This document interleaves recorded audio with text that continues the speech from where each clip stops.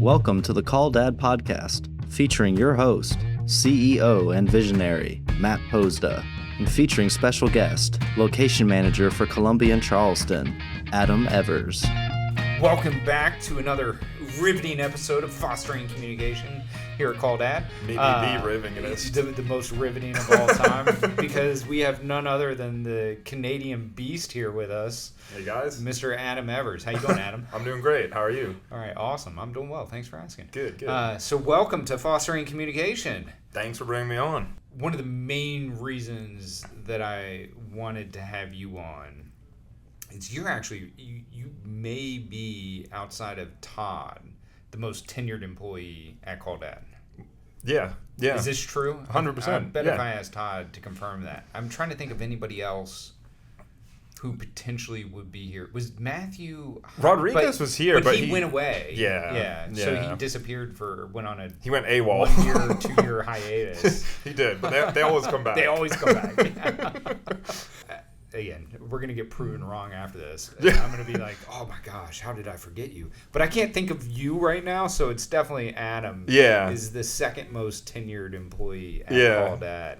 So you started as a helper in the new construction department, which we don't even do new construction anymore. We don't have that department. Thankfully not. At least you're like, thank for a long God. time, right? Yeah. Praise the Lord. Okay, I want you to start wherever you want to start. You can go all the way back to your young childhood days in the Canadian Providence outside of Vancouver. Yeah. Or, as recent as you want. Wherever you want to go. How in the world did you end up here and end up in HVAC? I mean, I won't bore people with it too early on. I mean, I had a good family back home, and, I love where I'm from. Yeah. I love where I am now, and I'm looking back. I'm grateful where I am now. Yeah. So I wouldn't change anything, honestly. Yeah. But yeah, I mean, so, I had a great career starting out in Canada. Through high school, it was pretty standard, just family, high school, hang out with friends, sports. And you were in a small town, right? Yeah. And it was outside of Vancouver, am I remembering that right? It was about 45 minutes inland, so there's a big old river through the whole province. And in U.S. time, that's like 4 hours. 4 hours. The highways are great. The highways are great in Canada. Other than the moose. Yeah. You gotta look at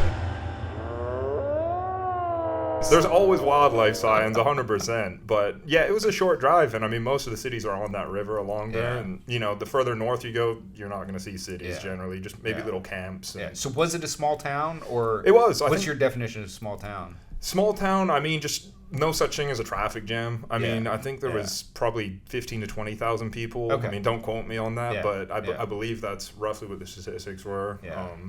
Sean and Jerry are going to be fact-checking us right now. Just fact-check, and then they'll be like, wait a minute, there's 2 million people. All right, guys. But yeah, it's just a small town. There's no towns 45 minutes outside of Vancouver. He made all that up. You'll find out I'm from Charlotte this whole time. Yeah, there's like one moose. That's it. No, it's but it was a pretty average childhood. Like I say, the sports and all that.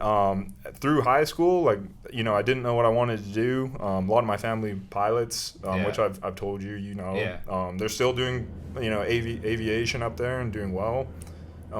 Through high school, again, I didn't know what I wanted to do, and my dad was a big factor in saying trades, they're never going away. So I was looked at plumbing, got into plumbing because we have a program there. Yeah. It was a 4-year course. Was that the first thing you looked at? Was immediately at plumbing, or? Yeah, because heating and air, like I say, it's big up there, but it's not as big of a industry as it is here. I mean, here you have the heat, humidity. I mean, there's just so many factors. Correct. There, it's having AC is a luxury. It's standard in a lot of new builds, but it wasn't when I was younger. Yeah. We didn't have AC. We just had a furnace. That was it.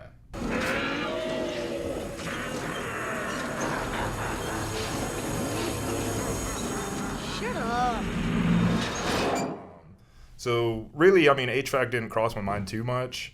It was something I learned bilaterally by doing. Is it a lot of it forced air, like furnaces? Yeah, furnaces, a lot of radiators. I was going to guess radiators. Yeah, radiators, and then radiant heat, kind of a luxury thing, stuff like that. Snow melt systems, that was a thing, right? Which is under the umbrella of heating up there. So. Correct, because that's the pipe system that runs through the entire town. That there's a guy shoveling coal.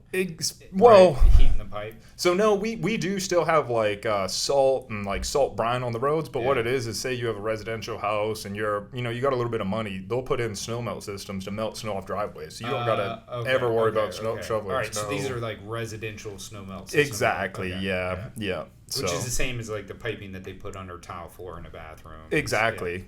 Exactly the same. So again, I learned a little bit about HVAC bilaterally once, again, I identified plumbing. Like, hey, this is in demand. Here, I was picturing like your small town. There's like Joe who's down on the town hall like, can't let the pipes freeze. The running joke is Canada's everyone always joke with me and said, you guys are like 20 years behind in technology and everything. Like, they always see like the wood paneling walls and the old bars out in the woods. Like, that's Canada? Yeah, that's Canada. Or igloos, that was another one. Yeah. Oh, yeah. Did you just hear we got the Facebook? That was a terrible Canadian accent. It's about time we got Facebook. That's better. But, I mean, in all honesty, like I say, the music we had, we have the same. MySpace. I should have said MySpace. MySpace. I keep interrupting you. No, these are good. These are good. These are good because it's a real thing, and like we joked about the music we listened to, and then people are like, "Are y'all just hearing that?" It's like, no, it's still a hit here. Like, what do you mean? Apple bottom jeans. That's just releasing.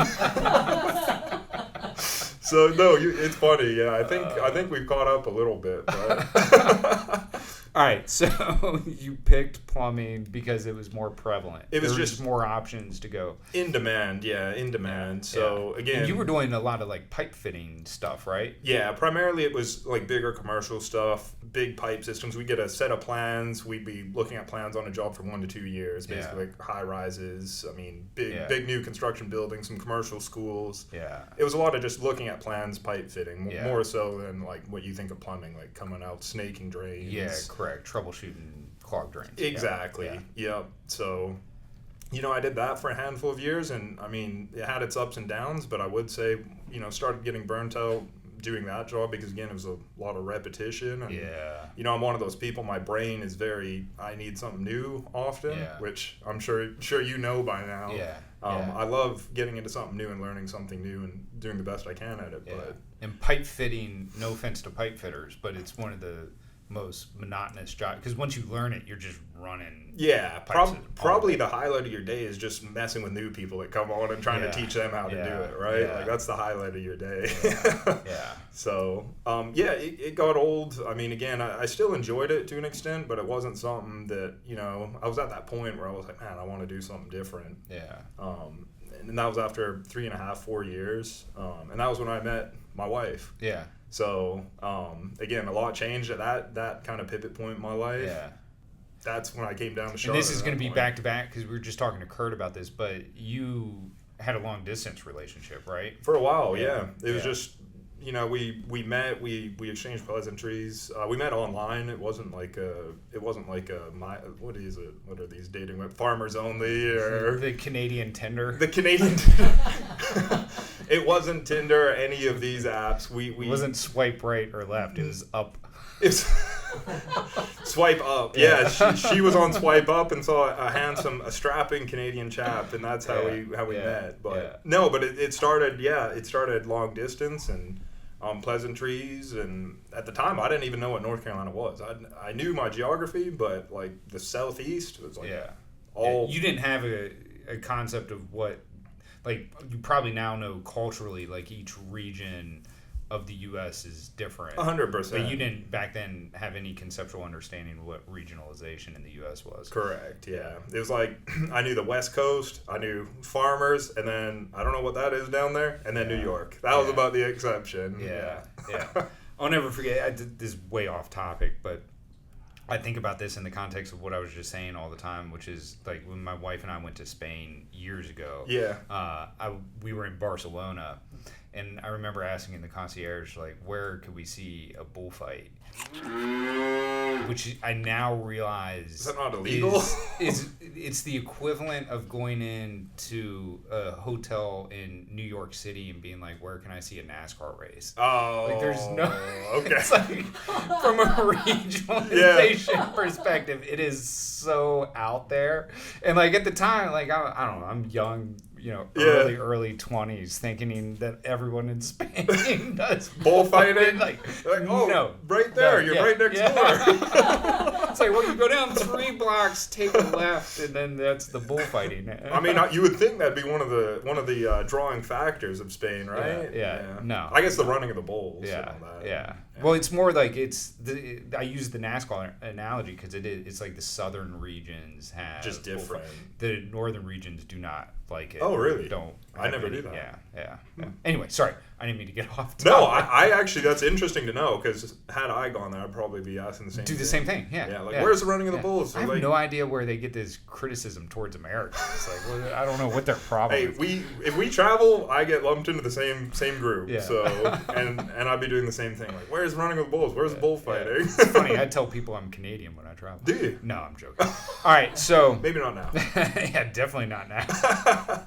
So, meet your wife, and then when do you actually move? So that was start of 2016. Like I say, the text, we just, we started building a little bit of a relationship, and at the time I was like, man, we're really hitting it off. I'm coming down. I want to see what this North Carolina place is about. Yeah. My parents at the time were like, what? Like, there's no way. Like, no Why? way. And I was like, what do you mean? I'm an adult. I'm 20, 21 now. I'm ready to conquer the world. So at that point, like, just jumped a flight and, came here. I remember it was summer. Yeah, it was summer when I first got off got down here because she picked me up from the airport. I remember she had a Jeep and it was just like blazing hot when I hopped off. Yeah. And I was like, wow, it's hot, and AC didn't work that well in her Jeep. Got back to her place and I was like kind of looking around as we went. And I was like, I mean, it wasn't, when you first see everything comes so fast that there wasn't a lot of new stuff. Yeah. It's like, it looks very similar, but obviously that changes over time. It's just, there's a lot of different things. You just got to slow down and look at everything around you. Yeah. But you definitely noticed the heat out of the gate. Right off the gate, yeah. 100%. I was just, sweating, hopped off the plane sweating, and I'm like, okay, I guess now I know a little bit about what it is. That's the other thing. Like, even if you had hot days, you never would have humidity. No, again, the humidity is very low typically. Winters are pretty long. Where I was from, a lot of rain, and somewhat cool winters. Kind of equilaterally to like England almost. Yeah. If funny as Kurt was here. Yeah. Well, most people, I think, don't realize as much on the Pacific Northwest, even like Anchorage, right? Some of those body of water, like around Vancouver and Seattle and all that, they actually keep the temperature pretty stable. Like, it doesn't go super, super cold. Yeah. Like you get in central and northeastern Canada. It's actually somewhat moderate. It is, yeah. And that's why, like I say earlier, I was mentioning, I think 90% of the population's right near that borderline because it's actually hospitable. Whereas, again, you start going north, that's where you get the igloos and the polar bears and grizzly bears. Quick, Moose. Yeah. Is there a plural to mooses? Meese. That's a fact. That's a fact. Geese and meese. Geese and meese. Canadian That's geese. That's a traditional dish if you want to talk about Canadian food.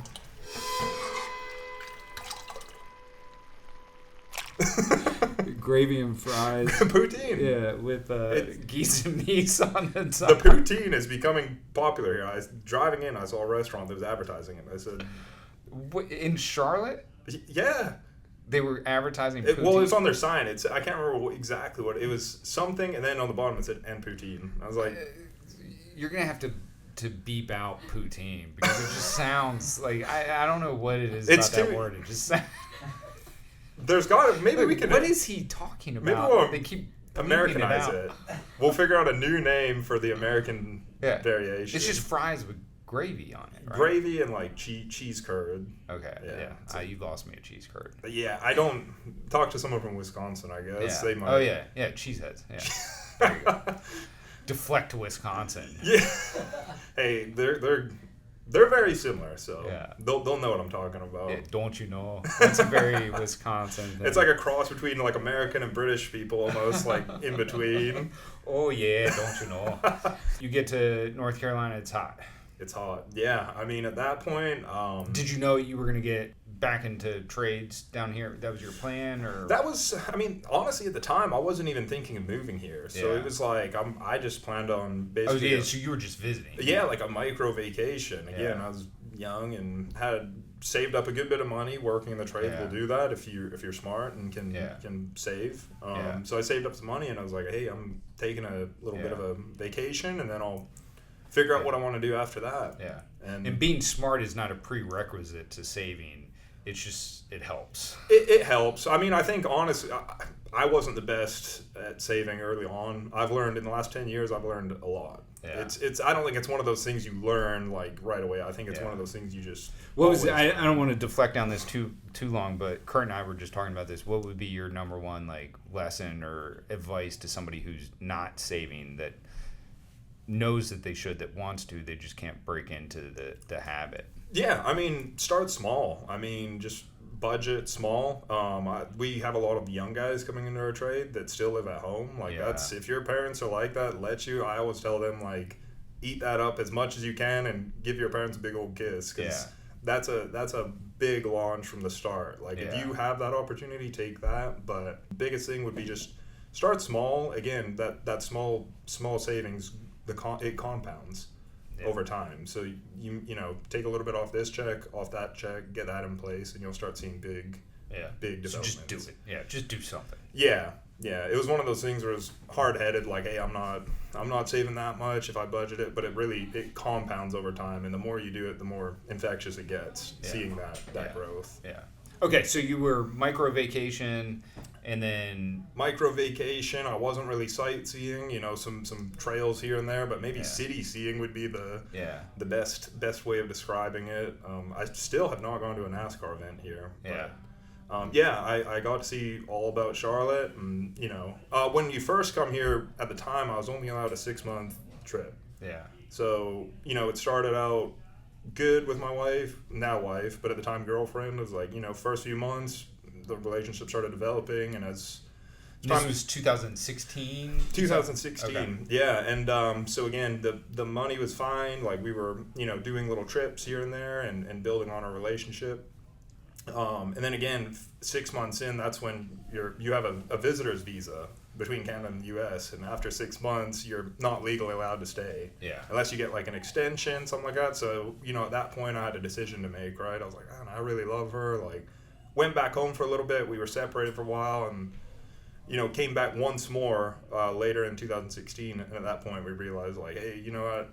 She is the right one. I do want to, you know, marry her, and we married later at the start of 2017. But so I left, came back, and that's when we married, and that was the start of 2017. Okay, so then that's when you moved Permanently, yep. Okay. Started the green card process. It was a long process. I mean, it's just a lot of paperwork. It wasn't as bad as for me as I think a lot of people think. You know, I didn't end up doing a lawyer. Yeah. I just kind of got the paperwork myself, and there's a lot of good resources online if anyone's dealing with that. Yeah. Like forms and all that basically step-by-step guided me through it. Yeah. So I saved a lot by doing that myself. Was it easier for a Canadian to navigate the process, you think? Or So I don't know. I mean, because again, you'd have to ask people from maybe other parts of the world, like what their process was. Like, I would say it probably is, but I'm not 100% sure, right? Yeah. I don't know if the U.S. and Canada has some like bias. Yeah. Because theoretically they've been friends so long. They did. Yeah. Did. So. Hey, good luck trying to get in from Canada now.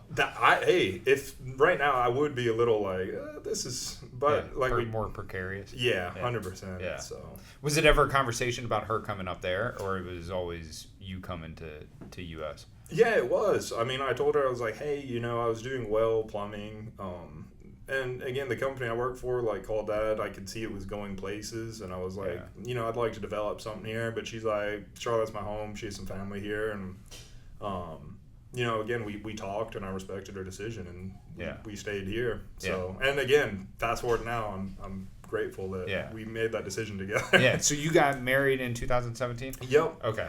And then you get permanent residency. Yeah, so after 18,000 forms. 18,000 forms, and I don't think it was that much. I think it was like $800 in fees. Yeah. Like everyone's always like, the $5 million gold card they have now. It wasn't wasn't the $5 million. It wasn't that. Yeah, so it was a little bit of money and just a lot of forms and waiting and just going to places in town and doing step-by-step things. Yeah. Okay. Yeah. Then what? Then at that point, again, I was time to settle in a little bit. It was the vacation was over, and we were settled in for a little while. And at that point, well, I mean, I'm here now. I gotta get working. I gotta bring in some money. I gotta provide, right? Yeah. So at that point, I started applying around town. There's a lot of good plumbing places here. I mean, again, the scope of plumbing here is a little different. So I had a few job interviews, and I didn't like what it looked like. I just didn't see as much opportunity in the plumbing as there is back home, because again, it's a lot of big buildings just constantly going up. Here in Charlotte, there is more so, but again, a lot of people travel for that stuff. Yeah. Not everyone, but I noticed a good portion that was like, hey, you're going to be in this location for 2 weeks, 3 weeks.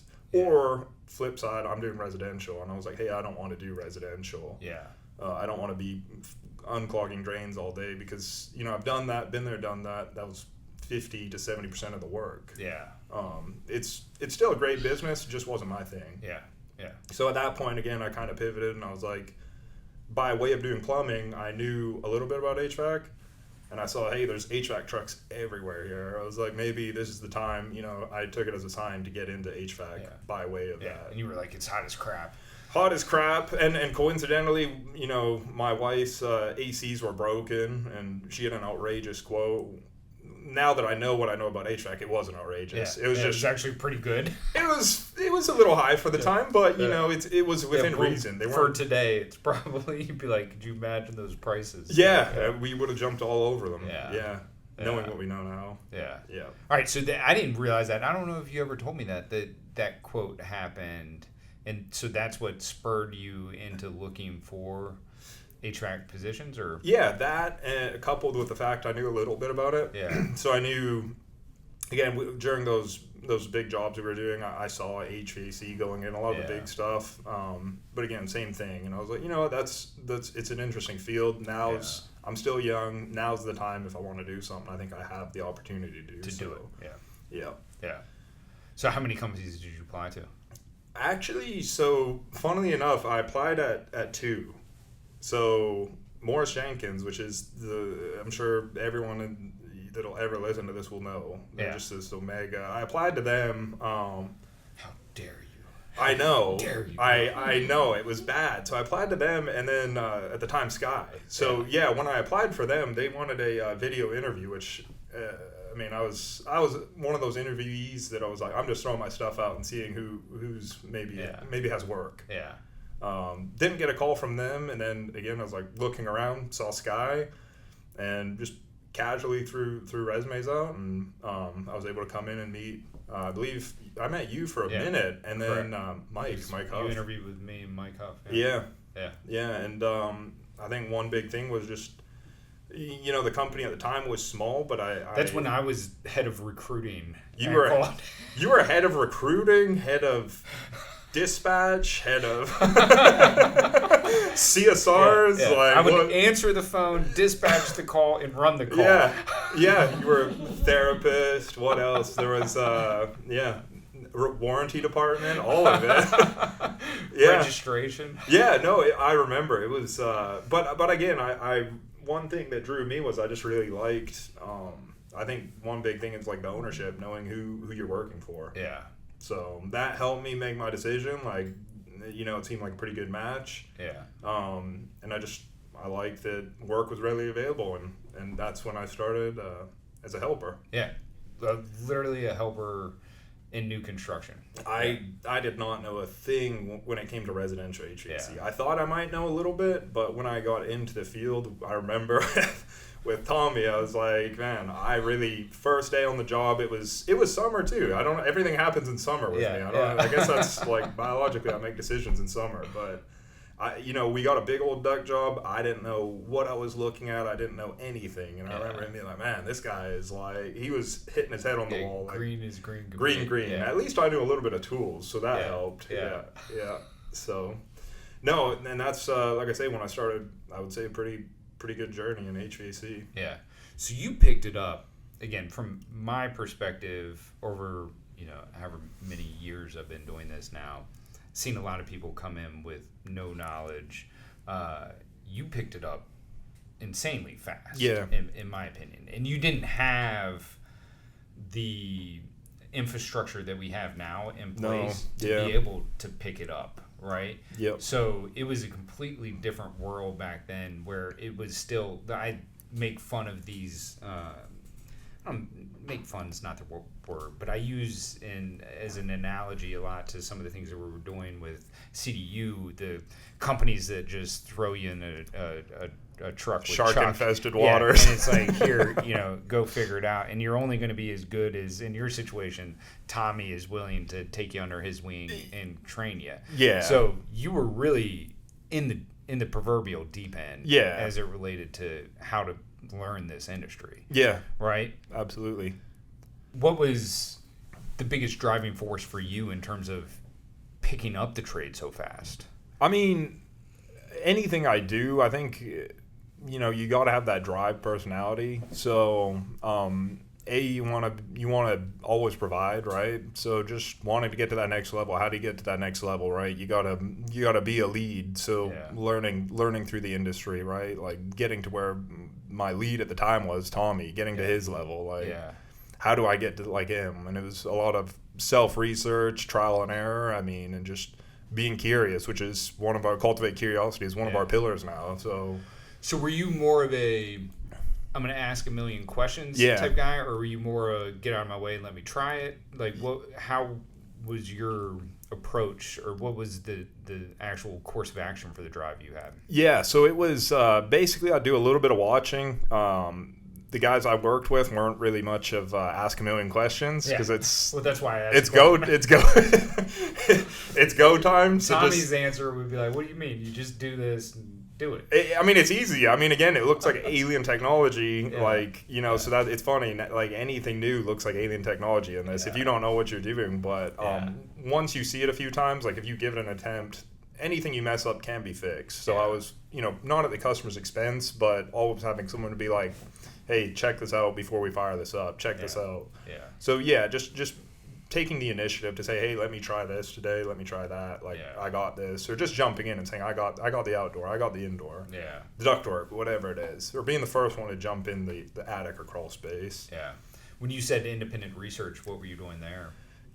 Just YouTube. Like I say, if I didn't know something, I'd do a little bit of online research, Google. I mean, that's the easiest resource grab nowadays is just Google, seeing other people. Again, forums, kind of like with my immigration process. There's just so much information available nowadays that something stumped me, I'd go home and research it. Yeah. And then come back knowing a little bit more, and then be able to tackle it and have no issues, right? Hey, check this out. Okay, that's right. Man, I'm a broken record for this, okay? Like a complete broken record. I realize it before I even say it. But the differentiating factor that I hear the most is the people that are willing to put in extra effort after hours on their own. Like the ones who are researching on Google. I just say it so much on these fostering communication 100%. Conversations. But it is by far the most differentiating factor that anyone in this organization looking to get ahead can do, which is just put in the effort. 100%. Take extra time when you're not on the job to actually research what you're doing, learn. You've got now, you only had YouTube.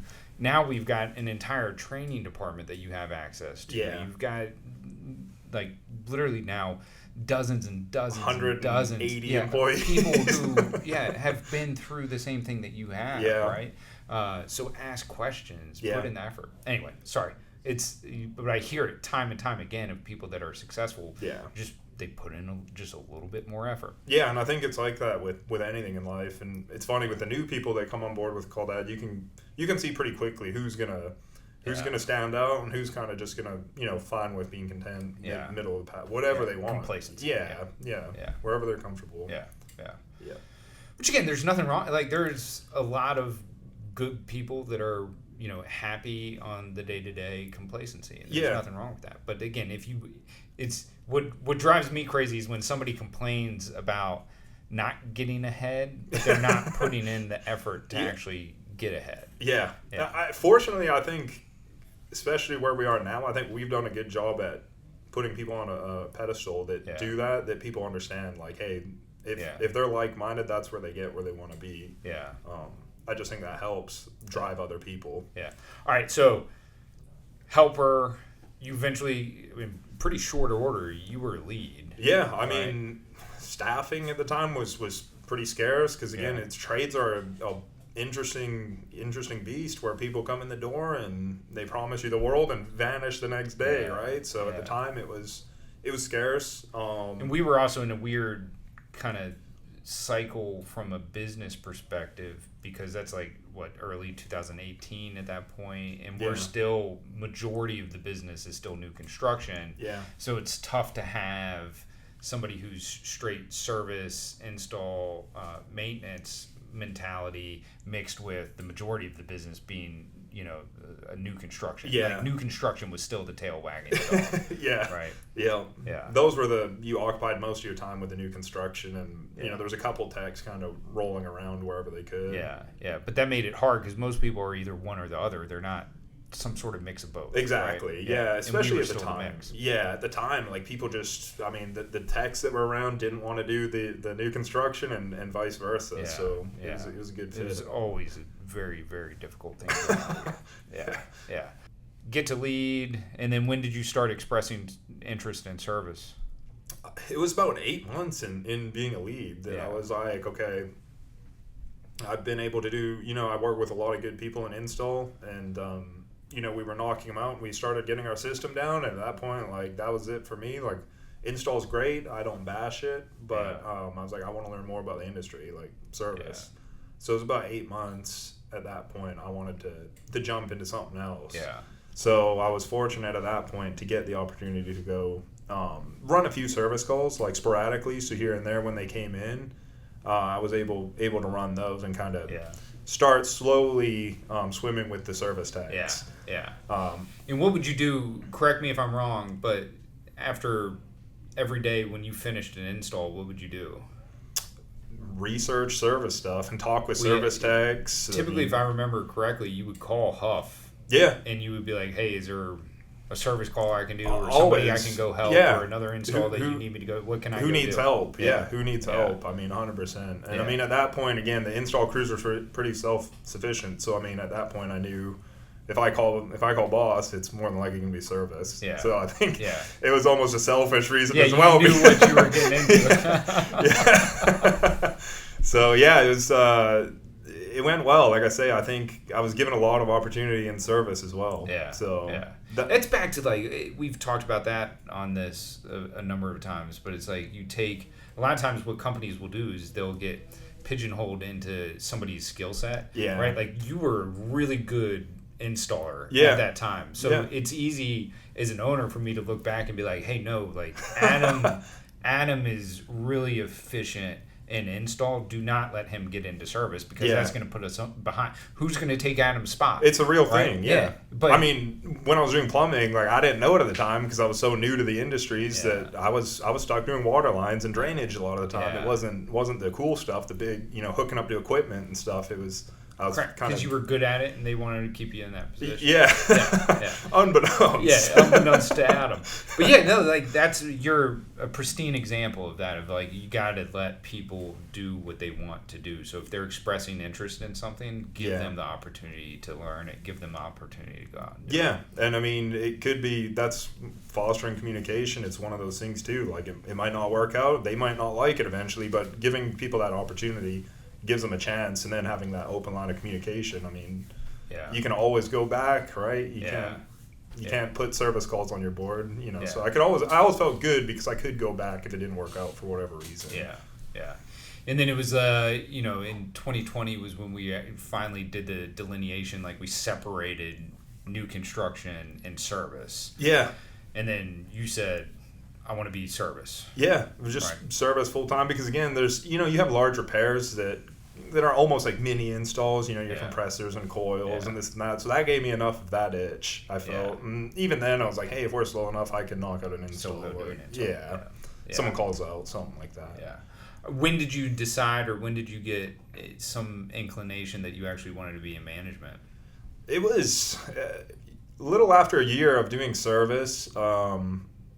We had like micro PDPs, I think. It was more so like when we were sitting down and doing reviews. Yeah.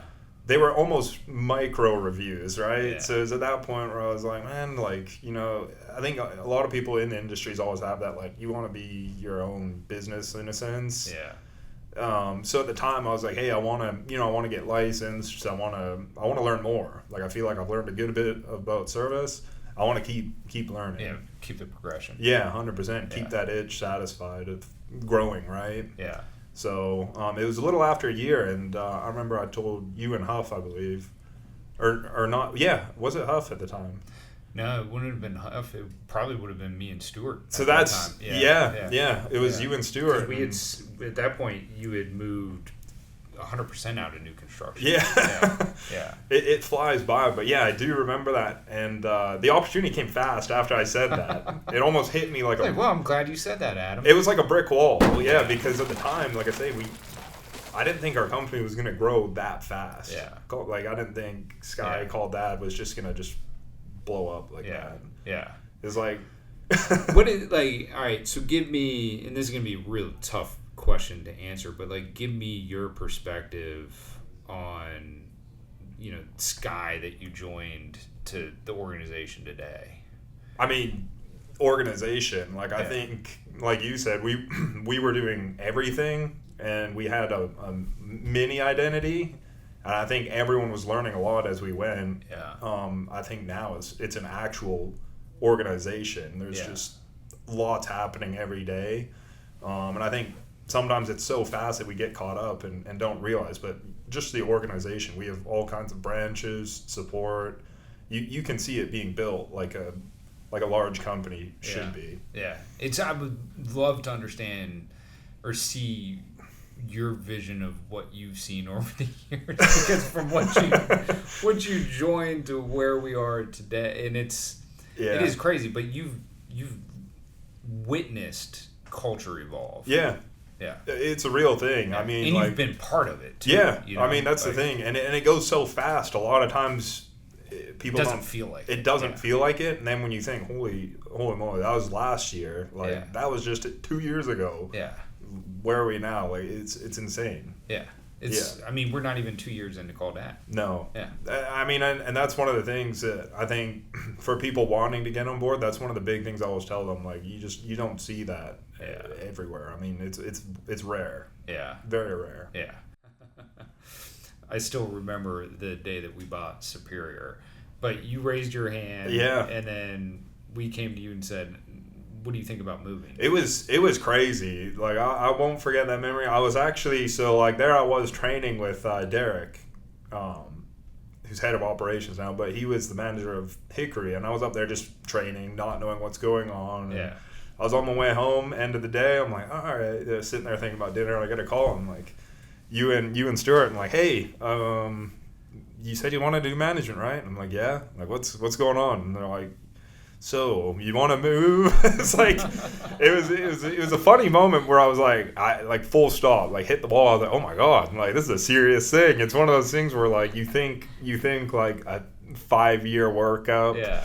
Something. It was just like next day. Like I was in training, and then given the opportunity. But it's crazy because I thought I was going to be Asheville. I thought that's where like the company was looking, like Asheville. Yeah. And then it's like Charleston. My wife and I started looking at houses on Charleston, and I was like, man, I didn't know if I really wanted it now that it's a serious thing. Yeah. So it's like, this got real fast. It got real fast.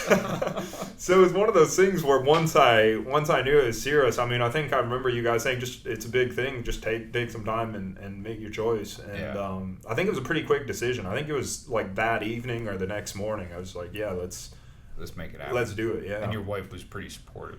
Yeah. Mm-hmm. Yeah. And you had to go through the whole move process. It was all of that. I had to get licensed in that short span. Like, there was a lot of moving pieces. And I mean, the company too. I mean, you guys on the back end, knowing now what I know, probably had a whole lot of stuff in the works. Yeah. You know, and again, I was at that time just a lot of stuff moving to get in that spot. And then onboarding a culture, which you had to do it twice too, because it's one of the few markets where we've done 2 acquisitions. Yeah, it was interesting. I mean, because it's crash course in people, and I think people is one of the hardest things. Not because people's own doing, but learning that you got to keep people happy and make sure that they're good, but also manage the business side of it. Yeah. So it was just an absolute crash course, because it's, you know, not only do I go from being a tech into management, but learning that, like, I want to be their friend, but I can't. Yeah. At that same point, you have to have that.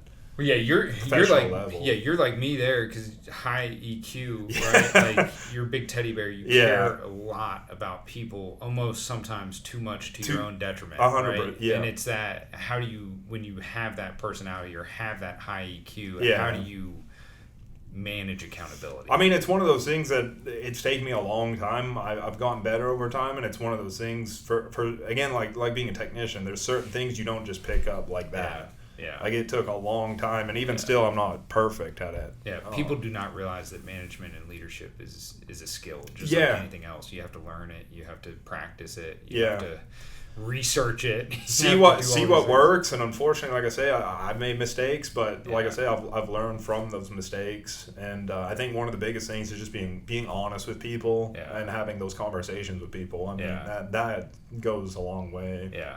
But there's some, again, I won't mention some of these names, but you dealt with some personalities out of the gate on both Superior and East Cooper that were just I'll never forget characters. The day that we closed East Cooper, again, there was that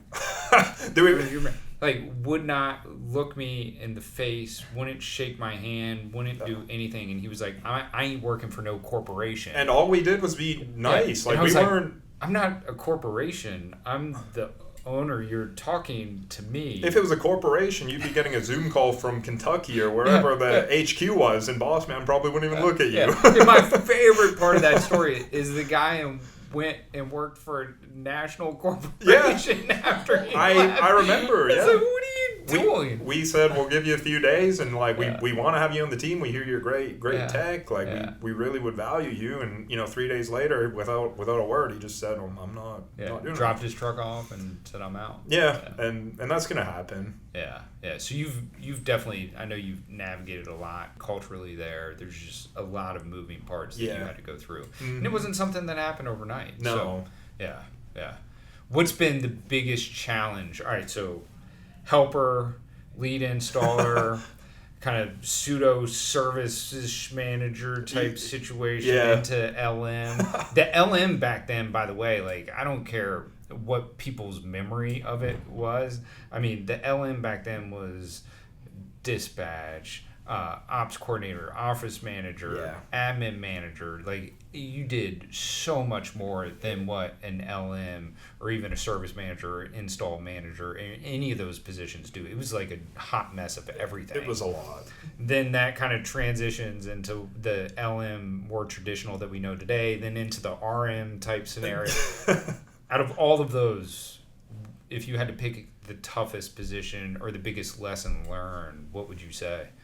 Definitely that, like, day one getting into it. Because, like, just when you think you've got starting to get a grasp on it, something else pops up, and then you're like, oh man, like, I've never dealt with this before. Just like even HR situations where, like, we're all adults, everyone's an adult here. You think, like, people act like adults, but Yeah. people don't. Yeah. Like, Yeah. this person has kids, a mortgage, or whatever. I mean, Yeah. and they're just people that are acting outrageous that just aren't lining up with what we want. Yeah. So So being prepared for. being prepared. I mean, I don't know. I think, being as prepared as possible is the right way to say it, because you could never. Being prepared to be unprepared. Yeah. Is that a good way of saying it? I think As a leader at a growing organization, you constantly have to be prepared expect something to be unprepared. Yeah. Sometimes all you gotta do is laugh and figure it out. But yeah, there's gonna be a lot of situations that just smack you in the face. Yeah, that's the quote of the day. I love that. All right, one piece of advice that you would give somebody who looks at your career progression, and again, man, you've come an incredibly long way. Yeah. Not that I didn't know that you had it in you. I think I told Huff after you interviewed, I was like, he's got a lot of potential. Yeah. Like he really does, and I've always thought highly of you. You know that. Yeah, thank you. What advice would you give to somebody who looks at you and says, hey, Adam's an inspiration for going through the journey. Yeah. How can I be like Adam? I mean, I would just say, like, find your home. So, like, find a company, or if it's called that, great. Find somewhere that suits what you want out of a career. Yeah. And put in the effort. Yeah. Yeah. Yeah. So effort, man. Effort. Put in the effort. Yeah. So, but like I say, I think we last time we were doing this, it was like O was the letter of the day and opportunity was the word. Now Really? we've got E is the letter of the day. And seize the effort opportunity. Seize the is the word of the opportunity. day. The thing is, it's funny. Like I think opportunity comes to those people that put in the effort. Yeah. So, Yeah. So. Yeah. It's I joke about that. I've done that in several of the company meetings where I talk about like the law of attraction. Yeah. And it's like there's a lot. Do you remember that? Yeah. The Secret. Have you ever heard of that? It was like this weird book thing. Yeah, like I mean, 30 years you ago. believe it's going to happen, but you have to put in the effort. Correct. Like, That's the difference. It's like you can't believe in the law of attraction, but stay in your bed in Canada every day waiting for unless the you're opportunity to come to you. Unless you're one of those celebrities that just has connections, like oil princes, it's not going to happen. Yeah. On your giant Airbus 380 jet. I heard, Lil Wayne, he got a Lamborghini, I think, but there you I go. mean, how he got there was effort in the end. Yeah, so you got law of attraction. You have to believe that opportunity will find you, but the only way that you can believe it is if you actually go out there and put yourself in opportunistic states. Exactly. Right? Which means going out there, doing things, putting in the hours after work. Putting yourself in situations where opportunity will present itself. Yeah, and I think you just got to find somewhere that's, or whatever it is, or passion that matches that. Yeah. Okay, awesome. Yeah. Any closing thoughts? No, I just I would say if anyone's in the Dad U program now, I mean, we're up to 31 people in that class. I think back to my, next week. It's crazy. Yeah. So it's interesting to see, because again, I think back then we had 6 people, somewhere around that. Yeah.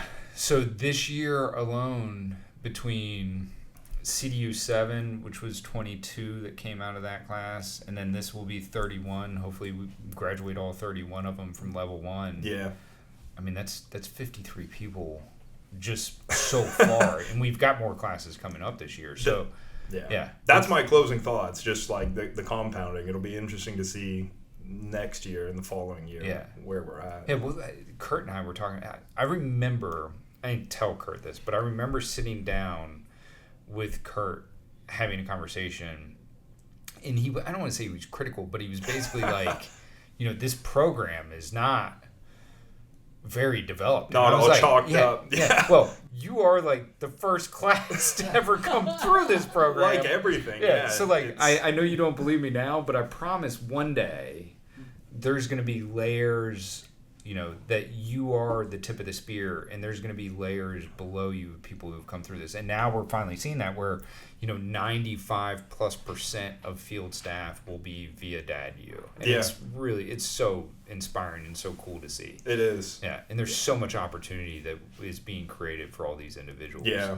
And unfortunately, opportunity that you never had. You had to go out there and grit it and determine it yourself. But now if you just put in a little extra effort, the opportunity's there. Yeah, it's still the same in that sense that like even though the company's bigger, I mean the people that put in the effort still have endless opportunity. Yeah. So.